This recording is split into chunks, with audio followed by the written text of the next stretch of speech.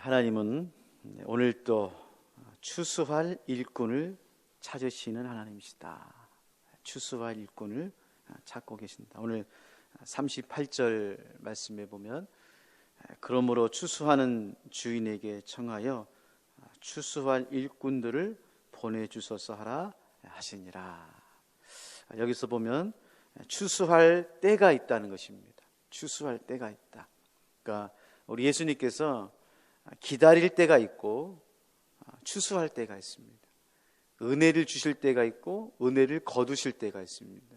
이 원리를 여러분이 잘 아셔야 됩니다. 우리가 아침이 있고 저녁이 있는 것처럼, 오늘이 있고 내일이 있는 것처럼 막연하게 시간이 흘러가거나 똑같은 세월을 살아가는 것이 결코 아닙니다. 우리 하나님께서는 봄, 여름, 가을, 겨울, 새벽, 오전, 오후, 저녁 이렇게 정해놓은 시간이 있습니다. 그래서 그 때를 우리가 흘러가듯이 살아가는데 때마다 주시는 은혜가 있고 또 때마다 주시는 거둠이 있습니다. 오늘 예수님께서 추수할 때가 되어서 추수할 일꾼들을 부르시고 계십니다. 두 번째로는 우리 예수님께서 필요한 일꾼이 있다는 것입니다. 추수할 때는 추수하는 사람을 부르신다는 것입니다. 씨를 뿌릴 때는 씨를 뿌리는 사람을 부르십니다. 거름을 주고 기경할 때는 거름을 주고 기경할 사람들을 부르시고요.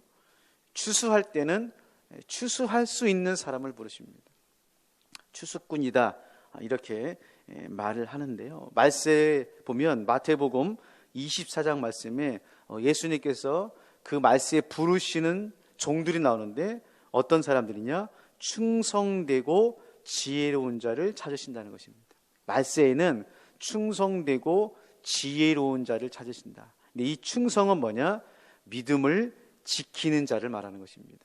믿음을 지키는 자, 믿음으로 세상을 이기는 자, 이 사람을 이 말세에 부르신다 그러는데 추수할 때는 추수할 일꾼들을 부르시는 것을 볼 수가 있습니다. 세 번째로는 추수의 열매를 통해서 하나님께서 영광을 받으신다는 것입니다. 왜 추수를 할까요? 농부가 봄에 밭을 기경하고 씨를 뿌리고 여름 내에 고생하셔서 그래서 가을에 추수를 기다리는 것은 열매를 기다리는 것입니다. 열매. 나무가 자라는 것도 중요하고 가지에 꽃을 피우는 것도 중요하지만은 농부가 기다리는 것은 열매입니다. 열매. 사과나무를 심으면 사과나무 열매를 기다리는 거고, 포도나무를 심으면 포도나무 열매를 기다리는 것처럼 우리 하나님께서 추수하는 때에는 생명의 열매를 얻기로 원하시는 것이죠. 생명의 열매.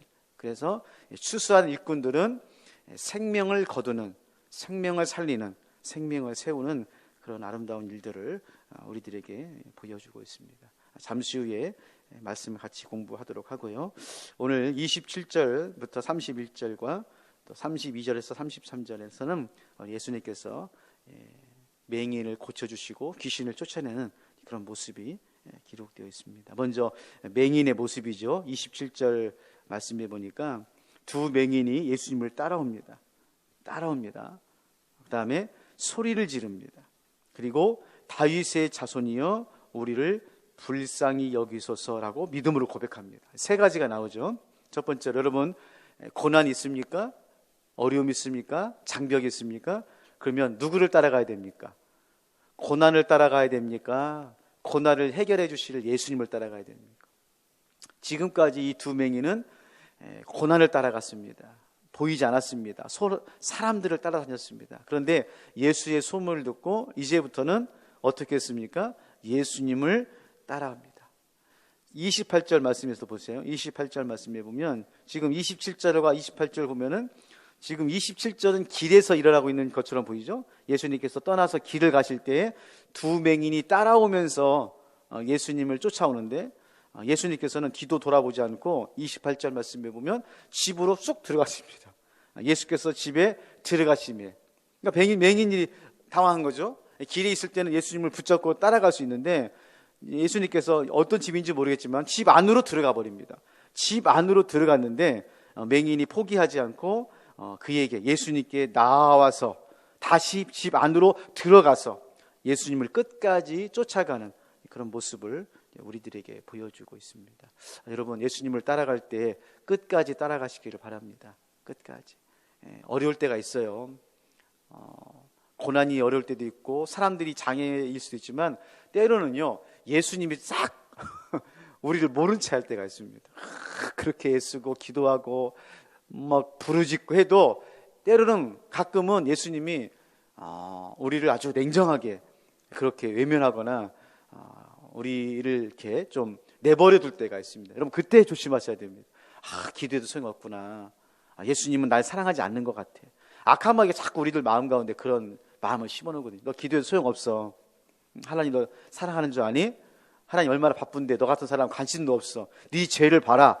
그러면서 예수님을 쫓아가지 못하도록 그렇게 하는 모습들을 많이 발견하는데 절대로 그러지 안 됩니다. 내가 5년, 10년 기도했는데 아니에요. 평생 신앙생활하면서 이런 어려움들은 반복이 됩니다. 두 번째로는 소리를 지르고 있죠. 소리를 지릅니다. 다윗의 자손이여 우리를 불쌍히 여기소서. 여러분, 우리가 예수님을 따라갈 때는요, 물론 조심해야 되고 또 엄중한 그런 신앙의 모습이지만 때로는 정말 우리의 마음속에 있는 응어리들, 아픔들, 상처들을 가지고 예수님께 나가서 촤 하고 소리를 지르면서 그 표현이죠. 내 그 문제, 이 어려움을 그 아픔의 무게를 예수님께 소리를 지르면서 간절한 마음으로 부르짖어 라는 것이죠. 마지막으로는 다윗의 자손이다. 이게 중요합니다. 어떻게 소리 지르느냐? 예수님을 그리스도로, 메시아로, 주인으로, 하나님의 아들로 믿고 소리를 질러야 됩니다. 아무렇게나 소리 지르면 안 됩니다. 기도의 내용, 기도의 형식도 참 중요합니다. 열심도 중요하지만 기도의 대상이 중요한 거거든요. 믿지 않는 사람들, 다른 종교의 사람들도 열심히 기도합니다. 소원을 빌어요. 근데 그들은 우리와 다른 게 있습니다. 어떻게 보면 그들이 더 열심으로 기도할 수도 있는데 대상이 달라요. 대상이. 우리는 살아계신 하나님께 기도하는 믿음의 사람인 줄로 믿습니다. 그래서 두 맹인이 예수님을 다윗의 자손이여 라고 소리 지르면서 예수님께 나아갈 때 28절 말씀에 내가 능히 이해할 줄을 믿느냐 대답하되 주여 그러하이다. 29절이 중요합니다. 이에 예수께서 그들의 눈을 만지시며 이르시되 너희 믿음대로 되라. 너희 믿음대로 되라. 여러분, 우리 인생에서 가장 귀한 게 뭡니까? 믿음입니다. 믿음. 생명만큼 중요한 게 믿음이에요. 왜냐하면 믿음으로 하나님께서 우리를 구원해 주시고 믿음으로 우리 인생의 질병과 고난을 치유해 주시고 해결해 주시고 믿음으로만 하나님의 자녀가 돼서 영원한 생명을 얻는 놀라운 은혜를 받기 때문에 우리가 복음서를 읽어보면 우리 예수님께서는 계속해서 사람들에게 무엇을 요구합니까? 믿음을 요구합니다. 믿음이 있느냐? 우리 제자들에게도 너희들이 믿음이 떨어지지 않도록 기도하겠다. 그래서 로마서 8장 말씀에 성령님께서 오늘 또 말할 수 없는 한식으로 우리를 위해서 기도하는데 무엇을 위해서 기도할까요? 성령님이 우리를 대신해서 무엇을 위해서 기도해요? 믿음이 떨어지지 않도록 기도하는 겁니다. 성령님께서 우리의 믿음이 떨어지지 않도록. 왜? 자꾸 믿음이 떨어지거든요. 믿음이 떨어지면 다 떨어집니다. 이게 참 어려운 우리 인생의 숙제죠. 그 다음에 우리 귀신 들린 사람을 또 고쳐줍니다. 32절 말씀에 보면 귀신 들려 말 못하는 사람을 예수께 데려오니까 33절 말씀에 보면 귀신을 쫓아냈다. 고쳐주는 것을 볼 수 있습니다. 우리 예수님은 이 육신의 질병뿐만 아니라 영적인 세계의 주인이시고 귀신을 다스리시는 모습을 우리들에게 가르쳐주고 있는 것이죠. 그러니까 우리 예수님은 육신적인 문제만, 인생의 문제만 치유해 주시고 고쳐주시고 해결해 주시는 분이 아니라 우리 영적인 세계, 이 영적인 세계에서 예수님께서 만왕의 왕이심을 오늘 말씀을 통해서 우리들에게 가르쳐주고 있습니다. 문제는 이 맹인을 고쳐주고 그 다음에 귀신을 쫓아내는 이 모습을 통해서 세 종류의 사람이 나옵니다. 세 종류의 사람이 나와요. 자, 보세요. 첫 번째로는 고침받은 사람이 나옵니다. 고침받은 사람. 예수님을 만나서 고침받고 해결받고 구원받은 사람이 나와요. 맹인이요 귀신 들린 사람이죠. 그러니까 이 사람은 고난이 복입니다. 질병이 복이에요. 이게 참 어려운 말인데 믿음으로 잘 받아들이시기 바랍니다. 질병이나 고난이 복이다 그런 말이 아니라 질병과 고난과 문제가 예수님을 만날 수 있는 통로가 되는 것입니다. 그때 복이 되는 것입니다. 이 맹인과 이 귀신 들린 자는 그 고난을 통해서 예수님을 만나는, 예수님의 사람이 되는 은혜를 받게 됩니다. 두 번째 종류의 사람은 무리들입니다. 놀라고만 있습니다. 33절 말씀에 보면 귀신을 쫓아내니까 무리가 놀랍게 여겨 이르되 이스라엘 가운데 이런 일을 본 적이 없도다. 얼마나 귀한 복입니까? 예수님을 봤잖아, 이 무리들이요. 그리고 귀신이 쫓아내는 것을 보았음에도 불구하고 이들이 하는 것은 뭐냐? 놀라는 일입니다. 와, 이야, 대단하다. 그리고 그게 믿음으로 연결이 되고 예수님의 그 제자가 되어야 되는데 그렇지 않고 그들은 자신들의 사고방식에서 그런 어떤 생활의 어떤 패턴에서 머물러서 그냥 보기만 한 것이죠. 무리들입니다. 이제 성경에 보면 두 종류로 쫙 나눠집니다. 무리들과 제자들이죠. 제자들은 어떤 사람들입니까? 예수님을 위해서 헌신하고 희생하고 자기를 부인하고 자기 십자가를 짊어지고 예수님의 사명을 같이 감당하는 사람입니다. 무리들은 기적도 경험하고 오병이도 보고 여러 가지 하지만은 그저 그냥 헌신도 없이 희생도 없이 그저 예수님을 따라다니는 사람들이었거든요. 근데 세 번째 사람이 나와요. 세 번째 바리새인들입니다. 34절 말씀해 보니까 바리새인들은 이르되 그가 귀신의 왕을 의지하여 귀신을 쫓아낸다 하더라. 참 기가 막힌 거죠. 예수님을 직접 보았고 예수님 말씀을 들었고 예수님께서 치료하시는 것도 그들의 곁에서 있었고 또 바리새인들은 어떤 사람들입니까? 성경에 능통한 사람들이거든요. 모세오경은요 외우는 사람들이에요. 여러분 모세오경이 아시죠? 창세기, 출애굽기, 레위기, 민수기, 신명기예요. 성경 한 장 외우는 것도 어려운데 창세기부터 신명기까지를 다 송두리째 외우는 사람들이라니까요. 하나님 말씀을 알고 있었다고 하는 이 사람들이 정작 하나님이 오셔서 예수님께서 귀신을 쫓아내고 병든 자를 치료하니까 뭐라 그럽니까? 귀신의 왕을 의지하여 귀신을 쫓아낸다. 참 얼마나 참 기가 막힌 분인지. 그래서 칼빈이 우리 장로교의 교리를 설명할 때 예정설과 유기설을 말했거든요. 참 사실 저도 신학교에서 이거 배울 때 좀 충격이었어요. 물론 나중에 다 이게 공부하면서 이해를 했지만은 유기설이 뭔지 아십니까? 하나님이 이미 버린 사람이 있다는 거예요. 창세 전에 이미 하나님께서 사람들을 버린 사람이 있다는 거예요. 버린 사람. 무섭더라고요. 그 말씀 공부하는데. 여러분 바리새인들을 보면요 꼭 그런 것 같아요. 정말 뭘 해도 뭘 보여줘도 어떤 말을 해도 바리새인들은 끝까지 예수님을 대적합니다. 결국 예수님을 십자가에 못 박히는 그런 참 역할을 하는 참 안타까운 모습을 우리들에게 보여주고 있습니다. 자, 문제는 이 세 종류의 사람들이 있는데 나는 어떤 사람이라는 거예요. 아 그렇구나, 세 종류의 사람이 있구나. 그게 아니고 여러분은 나는 이 세 종류의 사람들 중에서 어떤 사람입니까?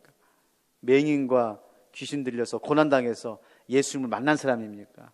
아니면 예수님을 알고 교회도 알지만 와 감탄만 하면서 무리들처럼 희생도 없이 헌신도 없이 그저 예수님께 뭘 얻을까, 이익을 볼까, 혜택을 받을까 하면서 따라다니는 무리입니까? 아니면 마음속에서 세상적인 고집, 아집 또 그런 어떤 비방 이런 것으로 예수님을 대적하고 또 교회를 대적하는 그런 사람들입니다. 바라기는 고난이 있지만 어려움이 있지만 그걸 통해서 예수님을 만나고 은혜를 받고 구원을 얻는 그런 믿음의 사람들 되었으면 좋겠습니다. 35절은 예수님의 3대 사역이 나오죠. 가르치시고 전파하시고 고치시는 내용이 나오는데 저는 지난주에 말씀을 드렸기 때문에 넘어가도록 하고요. 36절에서 38절 말씀, 제가 모두에도 말씀드린 것처럼 추수꾼에 대한 말씀이 나오는데요. 왜 이 말씀이 나오느냐, 왜 예수님께서 이 추수할 때가 되었고 이 추수꾼을 부르는가. 참 이게 신천지가 나와가지고 하여튼 이단들이 좋은 말들은 다 써가지고 여호와의 증인 얼마나 좋습니까? 구원, 구원파, 추수꾼, 이것도 참 좋은 말이거든요. 근데 신천지에서 이 말 쓰다 보니까 참 교회에서 쓰기가 어려운데 여하튼 나와 있으니까요. 추수할 일꾼들을 부르는데 왜 부르느냐? 36절 말씀입니다. 36절 말씀. 무리를 보시고 불쌍히 여기시니 이는 그들이 목자 없는 양과 같이 고생하며 기진합니다. 참 여기서 놀라운 말씀이 나오는데 예수님께서 무리를 보시고 계십니다. 여러분, 오늘도 예수님이 누구를 보고 계세요? 우리를 보고 계세요. 우리는 딴 데 보거든요. 자꾸 우리는 사람 보고 돈 보고 세상 보고 어려움 보고 눈앞에 있는 거 보며 살아갑니다. 그러다 가끔 한 번씩 정신이 들면 이제 하나님 보고 말씀 보고 그러는데, 여하튼 우리는 말씀을 들을 때는 하나님 봐야 되지 하지만 교회 문을 나가는 순간 사람 보고 세상 보고 물질 보고 이게 참 어려워요. 근데 우리 예수님은 어제나 오늘이나 영원토록 동일하게 우리를 보십니다. 우리를 보세요. 그리고 어떻게 보십니까? 불쌍히 여기시. 두 번째로는, 여러분, 왜 우리가 인생을 살아가면서 고생하지요? 무엇을 먹을까, 무엇을 마실까, 입을까, 왜 이렇게 염려가 되고, 왜 우리가 살면서 열심히 살아가는데 왜 우리는 이런 불안과 두려움과 고통 속에서 이렇게 번민하면서 아파하면서 살아갈까요? 오늘 36절 말씀에 딱 대답이 나옵니다. 목자 없기 때문에 그런 거예요. 목자 없는 양이 되었기 때문에 고생하고 기진하고 힘들고 어려운 거예요. 그렇게 애쓰고 수고하고 돈을 움켜쥐고 성공하려고 하고 행복하려고 하고 하여튼 인생에서 그렇게 몸부림을 치는데, 이 땅에 있는 사람들, 우리를 포함해서 이 땅에 있는 모든 사람들이 왜 이렇게 공허하고 허무하고 불안하고 두렵고 늘 걱정과 근심 속에 살아가느냐? 이유는 한 가지입니다. 목자가 없기 때문에 그래요. 여러분, 목자가 없는 양은 어떻게 되죠? 죽어요. 양은요, 목자가 없으면은요, 어디에 풀이 있는지, 어디에 시냇가가 있는지 몰라요. 또, 목자가요, 푸른 초장에 쉴만한 물가에 놔도요, 목자가 없으면요, 금방 일이나 사자가 와서요, 잡아가서 죽어 먹힙니다. 양은 반드시 누가 있어야 됩니까? 목자가 있어야 돼요. 양이 막 커요.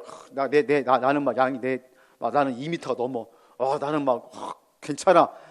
택도 없는 소리입니다. 양이 뭐 커봤자 얼마나 크고, 클수록 더 사자들이 좋아해요. 양은 크나 작으나 실하나 튼튼하나 목자가 있어야 됩니다. 목자가 지팡이와 막대기로 푸른 초장으로 쉴만한 물가를 인도하고, 늑대와 사자가 올 때 지팡이로 이걸 물리쳐서 양을 보호해줘야만 양이 사는 거예요.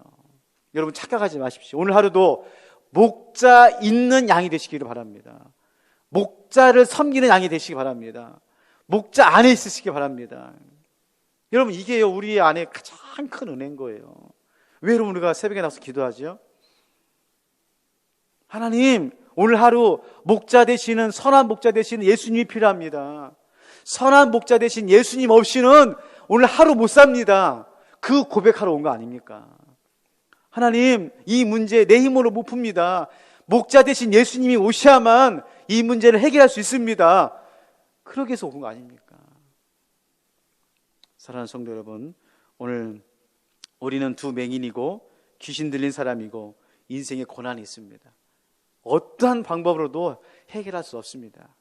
양은 양의 문제를 해결할 수 없어요. 목자가 오시면 됩니다. 목자가 오시면 먹여주시고 입혀주시고 치료하시고 보호해 주실 줄로 믿습니다. 바라기는 오늘 하루 이런 은혜를 여러분도 경험하실 뿐만 아니라 목자 없이 살아가는 분들 많이 계시잖아요. 여러분, 가정에서 친구들 중에서 부자가 되고 넓은 집에 살아도 무슨 소용입니까? 목자가 없는데요. 목자가 없는데. 그 친구들, 가족들에게 정말 목자가 어떤 분이고 목자가 있는 사람이 어떻게 살아가는 것을 보여주세요. 보여주세요. 흘려보내주세요. 그러면 우리 하나님께서 그들 가운데도 믿음을 주시고 은혜를 주시고 정말 목자가 있는 양으로서 행복한 귀한 삶을 살아가는 복된 하루가 되시기를